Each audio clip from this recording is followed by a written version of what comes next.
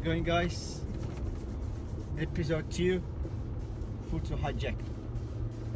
This time I'm gonna try to hijack Josh Sewell. So call him Joshinho, the octopus of Serious Futsal Queensland, one of the top players in the league. This time I had Nick Baker helping me to hijack, so he thinks he's gonna get picked up by Nick. But actually it's gonna be me turning up and trying to find out more about Josh. That should be fun.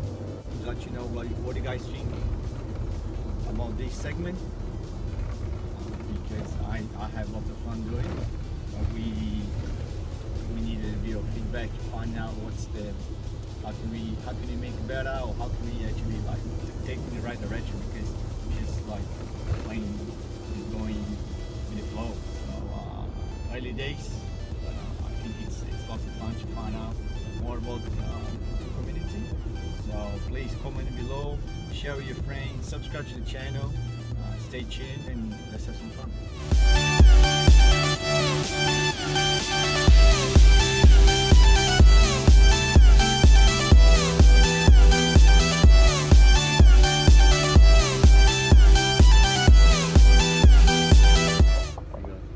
Alright, so Josh, you're being hijacked, Futsal hijacked. Just gonna ask you questions on the way home. Alright. So easy. To start with, I need you to give me 3 of your songs, like something current. Convenient that I was wearing this jumper today. So what is it, Josh? What's it called? This song? Yeah. Guatemala. By who? Ray Shroom. It's got beat, huh? Yeah. It's Latin. It sounds like it, yeah. I like that one. It's called Late Nights by Camouflage Rose. Late nights.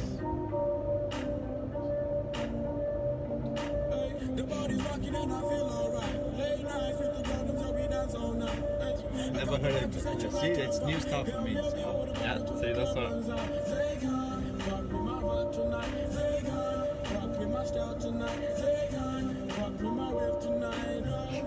Good stuff, man. What's the next one? The Way Life Goes. Really Uzi. Yeah, it's some name, hey.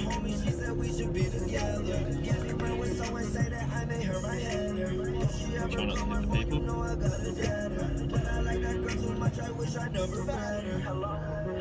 I thought it was weird Baker saying he'd give me a lift home from work. He'd never do that, no. You've never done that to you? No, he lives a different direction. So, what I want to know, Josh, is how did you get involved with futsal? Got involved in futsal through a friend.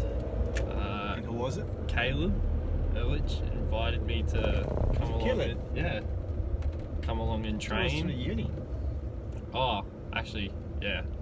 I guess through uni. Yeah. I mean, like first time you played futsal. No, that was social futsal was through uni through Griffith. Yeah. And that was through James Watkins. Yeah. And the Griffith futsal team there, and then. So that because they were like making a team for nationals. Is that why you went in, or just for the local league? Initially it was for uni games. Yeah. At first. And then went to Social League from there, and then into the Brisbane Premier League, which has now been named to Series Futsal Queensland. Okay. And then Caleb invited you to train and yeah. Okay. To come to training. Yeah. For South Brisbane. Cool. And when did you come to Malaysia with us? So how long after that? Was pretty quickly, was it? Pretty much straight away, yeah. So it was good timing. Yeah, it was a really good timing. Everything worked out really well, but I was hooked instantly. You never play at school no. futsal, like juniors? What school did you go to? Cavendish Road. Don't they do that? They used to do a little bit futsal. Yeah, but I never was involved with it. Okay. Because I think they're sending football teams. Mm-hmm. Okay. And do you play? Did you used to play football as well, or do you play football? Yeah, I was playing football at the time for Mount Gravatt. Yeah. And then dropped football for F League to focus on that. Yeah. And I've now started back up the football again with Clairvoux, which we formed a partnership with for Series Futsal Queensland. Okay, yeah. So so that's when that's what I want to ask you. The name change or the club change. So you guys were Main Street Futsal. Mm-hmm. Club that you started, even you have the shirt there, the jumper, the logo, and everything like that, and then you change it to Clairvoux. So what's the reason behind it? What's the well, already being established in outdoor as an outdoor club, Clairvoux already have junior teams, men's teams. Yeah. And I guess to have the backing of that club and be able to utilise the juniors and get them involved with futsal also helps with the outdoor as well, because then we can keep the teams together over the off season. Yeah. By playing futsal. So it's just like it's gonna try to work for both ways, isn't it? Yeah. Keep the same boys playing. So benefits the outdoor club. Through. Yeah. Benefits the outdoor club by keeping players together, keeping them fit over summer, and then also benefits as well. Yeah, exactly. Yeah. And I think one of the things that's worth mentioning as well, Josh, is the infrastructure. So like club like Clairvoux, who operates from the school, it's got the infrastructure. I mean, they got the fields, they got they even got indoor soccer. Yeah, they do. They have an indoor court there. Yeah. So there's in a good location as well. Mm-hmm. So they got everything. I truly believe, in terms of all the boxes, all the for a criteria for a good club, I think Clairvoux is probably the only one I think's got everything. They don't need to. Yeah, that's it. So, but it would take a little bit of time to get things going, and it takes time. It just happened, isn't it? A couple of months ago, isn't it? Something? Yeah. Just recently new. So start of this series futsal season. Yeah. As of then. But I can already see some new players coming, and then some of the other coaches as well coming. Well, having the backing from the club as well, who 100% support it, that helps too, because we've also been able to utilise the assistant coach from Clairvoux, Graham, who's also stepped in and volunteered to help us, and the passion and drive that he brings as well as lifts everybody else up as well. Yeah, I've seen he's really active on the social media and things like that. So everything everything helps. And so, what do you think? How's the season going so far? So you guys got 5 points? Yeah. So we've had 5. We've had 1 win, 2 draws. Yeah. So we've had a slower start to the season than previous seasons, but I think adjusting to new players, you expect that anyway. We haven't had bad results. Yeah. We've had good results with teams such as Kenmore and South Brisbane. Was a lot of the games were close, was it? Yeah, close games? Yeah. Well, we drew with South Brisbane and only lost to Kenmore by 1. Yeah. So do you think? So did you because you lost Corey this season, right? Mm-hmm. Yeah. One of your main players. Corey went down to Melbourne, and Joel moved back to Tasmania. And also Philip went back home. Phil's going back to Germany. Yeah. So 3 of the main starting players, I guess, have exited. So you have a lot of new guys coming in. Yeah. So what do you think? What else you need to do to try to turn the season around? Because even though it's a long season, but it goes quickly. This weekend's going to be the seventh game, so it's 1/3 of the season nearly gone. So at the moment we're building just the regular people attending the Premier games and the draft games. So if we can get regular numbers each week coming and playing, they'll get time under their feet on the court, adapt to the systems better. And although we might not be looking to make nationals this season, we can build on from that to next season.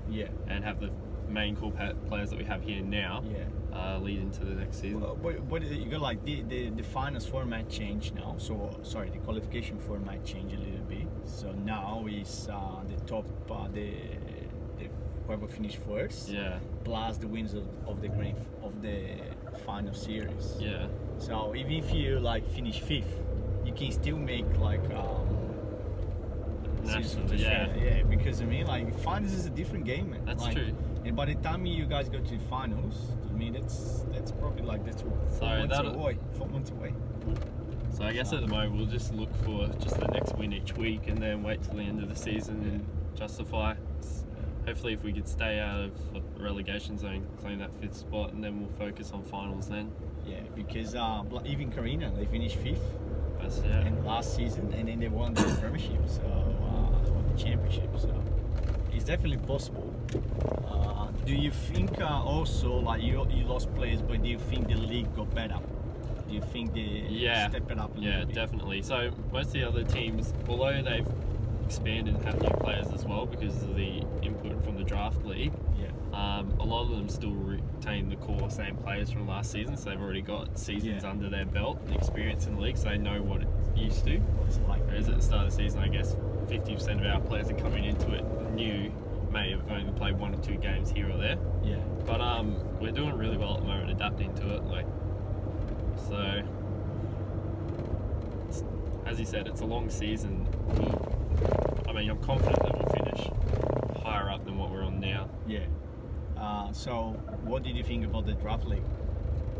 I think it's a good improvement. See, although it's a struggle each week to get, I guess you aim for like 20 players among the 2 teams, so it's a struggle to get that. At least you're working towards having, I guess, that many people. So I guess, so where we're at now, I mean, we don't have that full amount, but I guess as the seasons go on, we'll. So do you want to come to for every game with 10 players, or? Yeah, that's our aim. We want at the start. Our aim at the start of the season was to have 10 players for each team, and then because on the day, not like on the squad, but you have like 10 players turning up to play for each game. Because then at the end of the day as well, if you have 10 players at the start of your Friday or Sunday, ready to play, things are going to happen where somebody's going to come and say, "Hey, look, I've had to stay back at work," or I've copped an injury from training last night or something like that, and things change. So as long as we got that 10, that gives us room then to move if,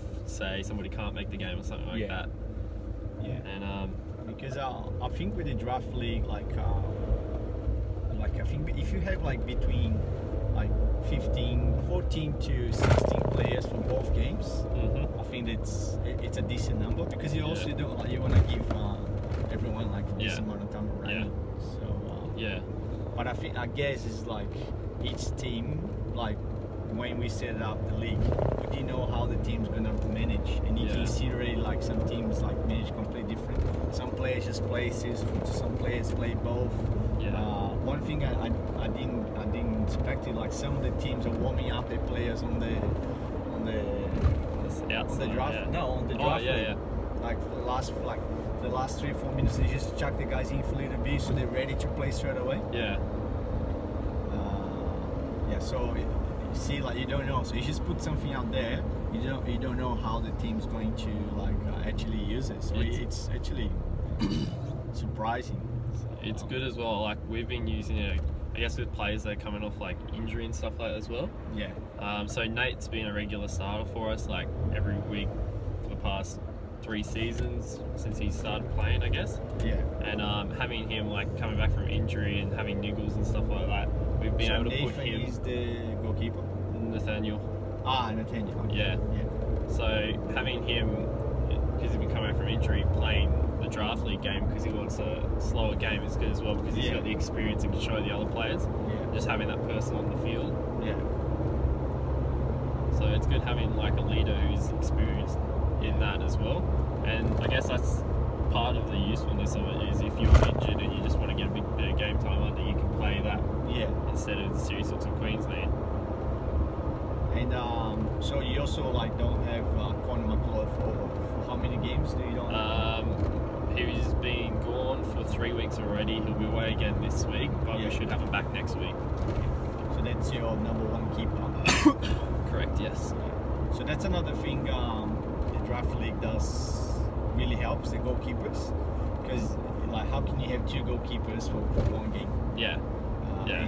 And then what means is like, okay, you have a keeper, but if something happens to your main keeper, you got nothing else. Now with the draft league, you can just ask the goalkeeper to stay, or even rotate or do whatever you want. And I think that even if your main goalkeeper gets injured, you still have somebody else there. And it pushes you to be more resourceful to find extra keepers. So reaches out, gets more people involved too. So what's the plans for the club, like in terms of like teams, for example, like women's or juniors? What's the... So we had a women's at the start of the season, which we weren't handling, but unfortunately, due to numbers, has fallen away. I believe. But we're hoping to get juniors underway in the next season of that, and still work on the women's team again. So we'll put out advertising to try and entice other players to come and give that another crack. Trying to get that started again. So ideally, we'd have junior teams all the way down to, I think at the club they have down to under 6s. So ideally, we'd like junior teams all the way down. At least playing during the football off season, if not throughout the rest of the year, depending on numbers. And then we'll have the senior team coaching that, I guess, through the structure that we're playing at the moment. So also, Ed, so this was gonna mean about coaching. Do you guys have like a coach? So at the moment, Nick Baker's been coaching us. Through his experience through F League and coaching junior teams in Lismore, and which has been real handy having him on the side. He's been off keeping with injury, so it's handy having him as coach. And we've also got Graham as well, Mappery at the moment, who's also stepping in as assistant. But it's really good because you have the 2 sets of eyes on the field as well. So it's difficult. I guess before we had only Baker coaching, and he couldn't be there every game.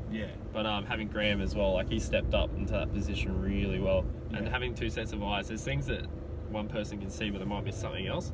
But at least with both of them there, and they're both experienced with Graham coaching Queensland teams as well. So I think makes like a big difference. And I can see this season the teams that got coaches. I see the teams like struggling when they don't have a coach. The main reason is when things are not doing well, they can't change it. Like there's no one there that goes, okay, boss, let's do this. It's really hard. But even if a player can see that, it's hard for the other players to listen to sometimes. But if you have a coach, it's just making sure everyone's pulling in the same direction. It's much easier to change things. That's right. And I think that's why it's so important to have, like, I think most of the teams have coaches now. So, but yeah, I'm glad like we're finally getting to that stage, and also training. And I think the only 2 teams that no training was FG, Brisbane FG, Clairvoux, you guys, and Just Futsal. And no one of the bottom 3. So unfortunately, we want to. It's gonna be hard for you guys, but if you want to go to the next stage, we're looking to have training, because a lot of the boys at the moment have football commitments and train Tuesday, Thursdays, and it's a lot to train Tuesday, Thursdays, play your Saturday game, and then play series futsal as well on the weekend. So at the moment, we're those of us who are able, and again, like, it's getting time off, everybody having the same day available to train. But at the moment, we're just getting as many of the players from series futsal to come along to the Monday night comp, and all just join one team there, and at least then we can run through other things, set pieces, get the extra fitness, defensive movement, stuff like that, in a slightly, I wouldn't say less competitive competition, but maybe less skill level, I guess, talent level, I guess, there. So you're using that like as like even like to give more experience to the new players. That's it. And then hopefully looking during the football off season at getting at least one night a week where we can all get down to either whether it be Clairvoux or anywhere else. We have to suss somewhere out, but maybe during the off season start up training, and then just see where we can go from there. So all right, so Josh, you know, this is actually like a hijack. So you have to to get away, you gotta do something. I mean, so it's a ransom. Okay, what do I have to do? So the ransom, like I thought about you, but it might be a little bit hard because it's a night time, so I don't want to scare people off. But let's see if we can. It's a bit of a cold night out. I'm not getting It's not dressed really cold, is it? It's actually nice. So So what I thought about it, like we're trying to grow our numbers on the social media, especially on Instagram. Yeah. So we need to get more followers. Yeah. But basically, it's just too easy to go to a person and say, oh, can you go in like and give like followers on Instagram? Yeah. But so basically, what I thought about it. So since I call you the octopus of the futsal, I need you to do like some sort of dance, like similar to like an octopus. Okay. And then the payment for the person is of like you do that for a person, so you need to stop someone like a stranger. Yeah. And you do the dance. And if they like the dance, then they follow us on Instagram. Alright. So the dance is gonna be good. So I think the biggest challenge is gonna find someone like a night time with Josh octopus dance. Make sure you choose a good song as well. So. I'll stay back.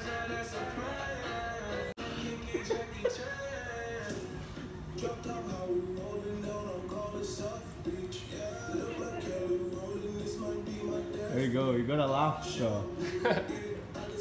You gotta tell me when you gotta follow and then I can stop. You like the dance? The dance is good?